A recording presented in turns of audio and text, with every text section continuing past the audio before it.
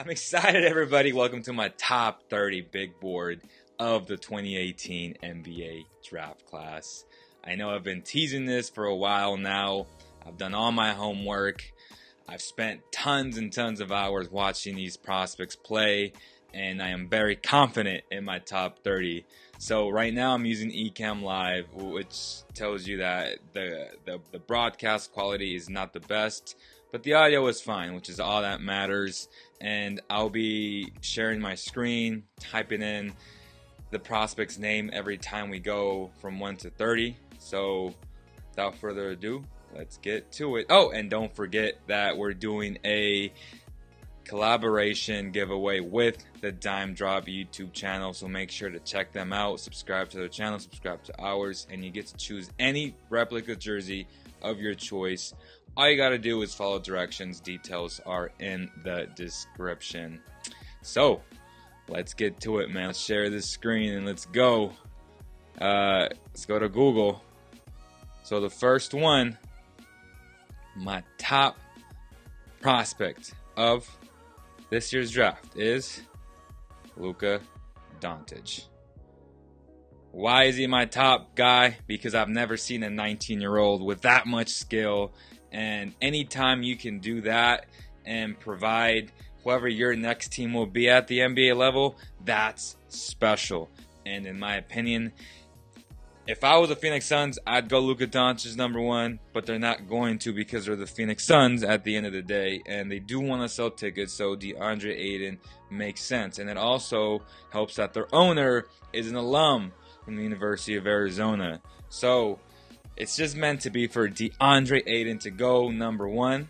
He's going to go number one in my mock draft. But on my big board, this is how I feel about every single prospect and how I feel they will impact winning and impact whoever they go or wherever they go. So Luka Doncic is my number one guy. Let me know if you agree or disagree. So my number two guy is Jaren Jackson. Jaren Jackson has been killing it in a lot of NBA draft workouts. If you guys follow me, you know that I've been super high on him since day one. To be exact, since February. I've been high on this kid. I love his motor on defense, his basketball IQ, his overall feel for the game. I feel like he's going to be a multi-year Defensive Player of the Year candidate and win a couple of those awards. And when you do those type of things, it usually ends up meaning that you're on a winning team. And which is why both of these two guys are the two guys I'm very confident that will contribute to a lot of wins for the teams that draft them. Now, is Jaren Jackson going number two? I don't think so. I believe Luka Doncic will go to the Kings at number two in my mock draft. Again, this is my big board. I just don't want people to confuse a big board with a mock draft. So hopefully by now you understand where we're heading. At number three, my number three prospect is DeAndre Ayton. Aesthetically, he is a beast, and at 7 feet with that type of athleticism and that type of strength, there is no reason why he should not be a great basketball player at the next level. All right, number four, I have Miles Bridges. A lot of people may think I'm crazy, but I'm not, because Miles Bridges to me is a legit basketball player. And anytime you're 6'7", he's 6'5" without shoes, but obviously nobody plays without shoes. So he's 6'7", has a 6'9", 6'10" wingspan, has so much strength, is an elite athlete, one of the best athletes in this draft class, has a smooth game, smooth jump shot. He should have came out last year. I feel like the Kings would have drafted him at number 10 if he would have stayed, and he's not staying. So even then this year, he's going top 10. I don't know where he's going to go, honestly, but I hope he goes to a situation that fits him well. And I feel like this guy can fit on any team because he's so versatile and can play the 3, the 4, can guard 1 through 4. And I wouldn't be shocked if he's this year's Donovan Mitchell. At number 5, I have Wendell Carter Jr. Wendell Carter Jr., man, out of Duke. Yep, I don't have Marvin Bagley as the best Duke player in this class. It is Wendell Carter. I just feel like his overall game and his understanding of where to be on defense and his smooth offensive game where he can pass out the double teams, he can shoot the jump shot, he has a nice release point and very nice sound mechanics. He's going to be just fine at the next level. He has that 7'5" wingspan, which matters to me, especially when you get beat and you have to recover on pick and rolls. He's going to matter. And to me, he's going to be very solid. I just hope he goes to the right team who can really showcase all of the skills that he didn't really show at Duke. He showed some of them, but not all of them. So, at number 6, Trae Young. Why am I so high on Trae Young? Anytime he can shoot the rock like a Trae Young, well, you better believe that he's going to be special from that standpoint alone. I know he has a small frame. I know he was only 6 feet when they measured him. Obviously 6'2" with shoes. But I love his feel for the game, his ability to pass the ball, to make people and players better around him. That matters to me, man. And he may not be Steph Curry, but if he's anything close to it, it's a successful pick. And I believe he's going to the Magic. So in my mock draft, I'll probably have him at number 6. At number 7, I have the other Dookie, Marvin Bagley.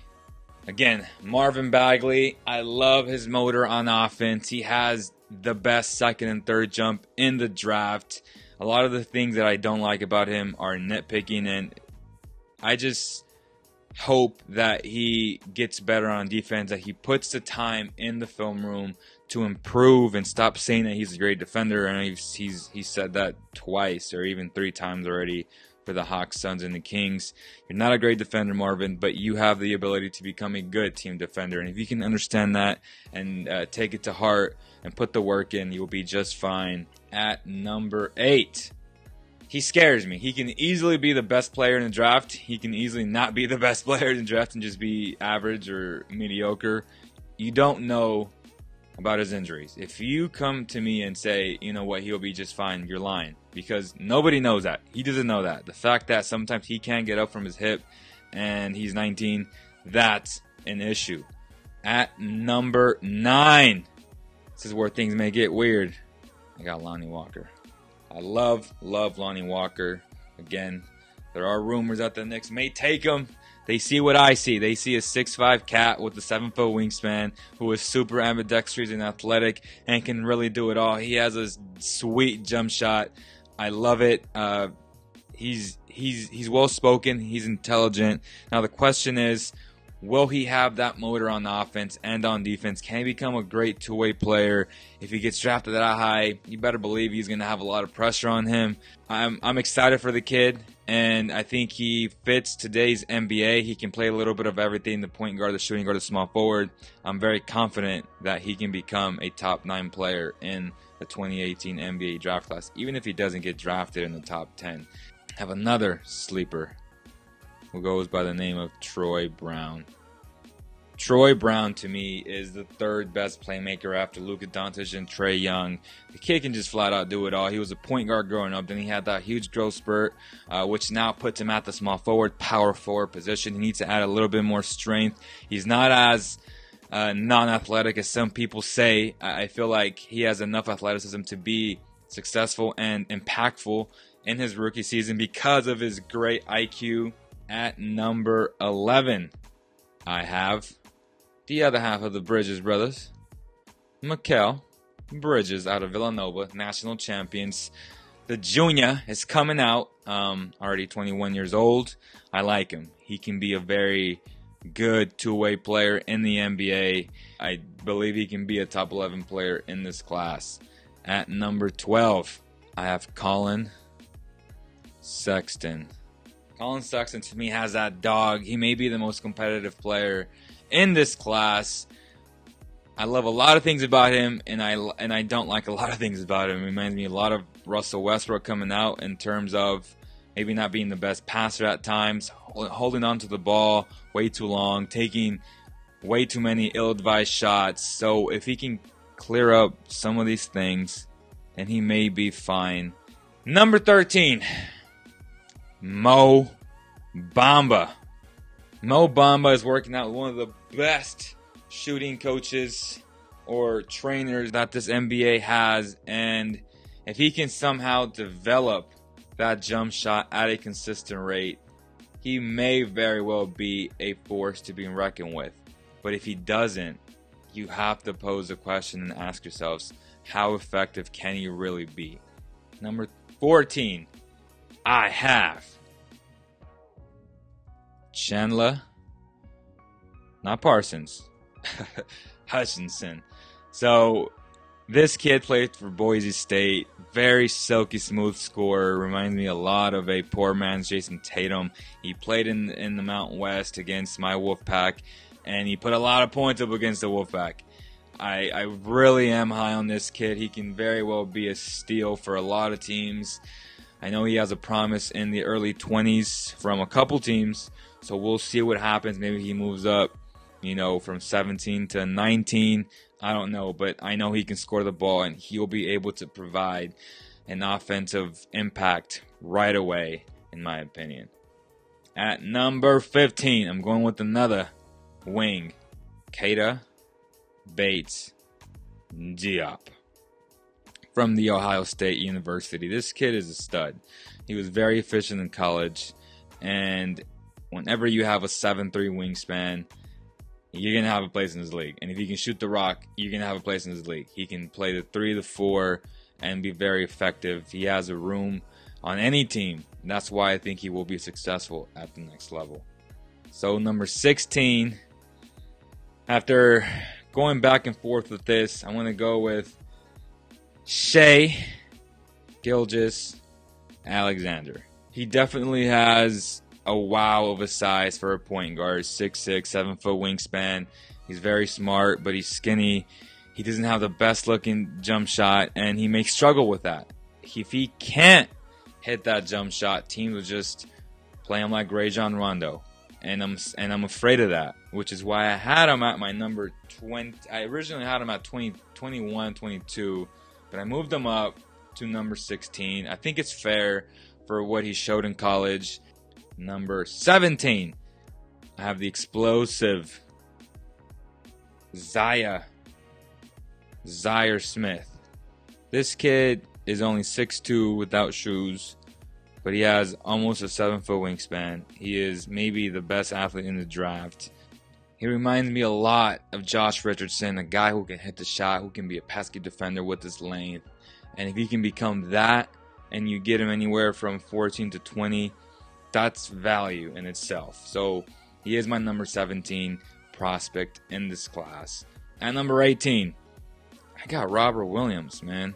Robert Williams is a freak athlete, 7'5", 7'4" wingspan, only 6'9", but it doesn't matter because his wingspan makes up for it. He's a super athlete.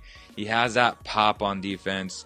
He has that lateral quickness like a Clint Capella. I think a lot of people are comparing him to him, and rightfully so, because he has that type of skill set now. Will he ever become a Clint Capella? We'll see. But if he can draft them from 14 to 20, that's value. And he will be a project maybe for the first 2 years, but be patient with this kid. He can develop into something nice. At number 19, y'all might be shocked with this one, but I got Melvin Frazier from Tulane. Okay, this kid is a freak athlete. 40-inch vertical, 7'1" wingspan, 6'7", can play small forward. He can guard everybody. To me, he may very well be a better Andre Roberson. At number 20, I have Kevin Knox. Kevin Knox, silky at times, but doesn't have the best motors. I like him, but I don't like him that much to put him in my top 15. So, do I think he'll become a good basketball player? It depends if he's in the right system. But definitely with more space, it'll give him a huge, advantage because he is silky smooth for a 6'9" frame. He's only 18 years old still. He doesn't turn 19 until August 11th. So he has a lot of upsides. Whoever drops him, I think from 15 to 22, will get value. I just feel like a lot of these wings are value picks because you're getting guys who NBA teams covet. Two-way players who can hit a shot and defend. Will Kevin Knox be able to do that? I think he will, which is why he's my number 20 pick. At number 21, I got my boy Shake Milton, man. SMU got injured towards the end of the year, but definitely impacted his team on a very positive note. He can play the point, he can play the two-way guard. He's big enough, he has a long wingspan to play the three, and he's one of the best shooters in this draft. I love his jump shot, shot a very high percentage. So I think he's very smart, not the best of athletes, but because he has a high basketball IQ, a great looking jump shot, and has that length, that wingspan to defend, he'll be just fine. At number 22, I have Wendell Carter, one of the older players in the draft, but anytime you can become the next Patrick Beverley, you have to be in my top 30. I mean, that's value in itself. You're going to impact the game so much on defense for any team coming off the bench, giving them excitement, energy. That's what he can provide. He can provide scoring as well. He's not that bad of a shooter. And I just think he brings that dog in him, that toughness. And a lot of these teams, a lot of these young teams really need that. At number 23, I got Anthony Melton. So Melton, to me, is a kid who got suspended for whatever reason his sophomore year. Should have came out his freshman year at USC. Very talented kid.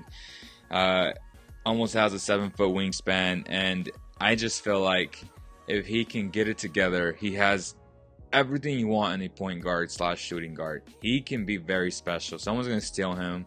And if he develops the right way, he may be a steal in this draft. Number 24, I got Jacob Evans. 6'5"-ish, can play the 2 and the 3, has a nice looking jump shot. He's one of those two-way players again, so definitely check him out. I just think that anytime you have high basketball IQ, I know my Wolfpack beat Cincinnati and they came back, and he was a big part of not stopping the bleeding, but when you have that much momentum going your way, it's kind of hard to stop a Wolfpack. And I'm not gonna, blame him or accuse him of anything, but he did have a good season for Cincinnati. At number 25, I have Jalen Brunson, National Player of the Year for Villanova. I think he's gonna come in as a backup, a lot like Frank Mason, and just impact your team. And he can run an offense for any NBA team. At number 26, I got Grayson Allen, man. I feel like his fundamentals, his basketball IQ, will serve him well for any team. I think he needs to go to a Spurs, to a Warriors to be more effective.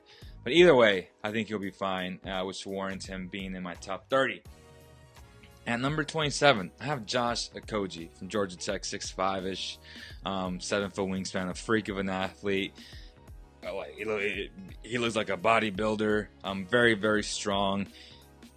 I don't like his finishing, and I do like his jump shot. So it's a smooth jump shot. I think he'll be fine. It just depends, again, on situation. Anytime you play a position like that, you need to be able to finish at a high level and be a better playmaker, and I don't think he's that. So if he can somehow just be a small forward and just hit open shots, a 3-and-D type guy, he'll be just fine. At number 28, I got Mitchell Robinson from Western Kentucky. Never played. He opted to train for the NBA draft. A lot of question marks with him. You don't have any college tape. So he was an All-American, McDonald's All-American, so that matters. He has a size, which is scary. He's a freak athlete, and someone's going to take him in that first round and be very happy. It could be the Clippers. I see possibly a team that may lose DJ if he opts out, and they can pretty much get another version of him, which wouldn't be a bad thing. At number 29, Kevin Huerter from Maryland, can shoot the rock. Not the best of athletes, but definitely can be a solid bench contributor, maybe an 8th, 9th guy. His rookie year, he's that smart, and I feel like he can make an impact right away. At number 30, Landry Shamet from Wichita State, nice point guard, can really do it all, but he's not very athletic. He's a pesky defender, but injuries are the big thing with him. He rounds out my top 30. If I left anyone out that you think you're super high on, let me know in the comments below. Hopefully you guys enjoyed this video. Share it with your fellow NBA fans, NCAA fans, all your fans, all your friends, man. Let's get this channel up to 50,000 subscribers. And yeah, we'll have a lot of coverage leading up to the draft. It's a big day. It's an exciting day. Let me know who your favorite team is. See you guys on the next video.